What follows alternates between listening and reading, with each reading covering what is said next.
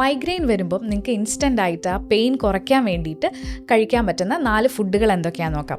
ഒന്നാമത്തേത് ബദാമാണ്. ഈ ബദാം ഒന്നെങ്കിൽ നിങ്ങൾക്ക് കുതിർത്തിട്ടോ അല്ലെങ്കിൽ അല്ലാതെയോ കഴിക്കുന്നത് വളരെയധികം ഹെൽപ്ഫുൾ ആണ്. കാരണം അതൊരു പെയിൻ കില്ലറിൻ്റെ എഫക്റ്റാണ് അവിടെ കൊടുക്കുന്നത്. ഏകദേശം ഒരു 2-3 ബദാം നിങ്ങൾക്ക് കഴിക്കാം.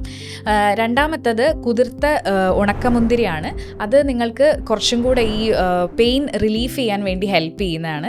പിന്നെ മൂന്നാമത്തേത് പഴമാണ്. പഴത്തിൽ കൂടുതൽ മാഗ്നീഷ്യം അടങ്ങിയിട്ടുണ്ട്. അതും പെയിനിനെ റെഡ്യൂസ് ചെയ്യാൻ ഹെൽപ്പ് ചെയ്യുന്നു.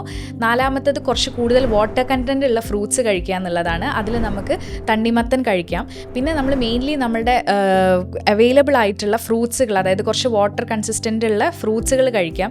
നമുക്ക് അല്ലാതെ തന്നെ അവോക്കാഡോ അല്ലെങ്കിൽ സ്വീറ്റ് പൊട്ടാറ്റോ, ക്യാരറ്റ് ഇവ കഴിക്കാം.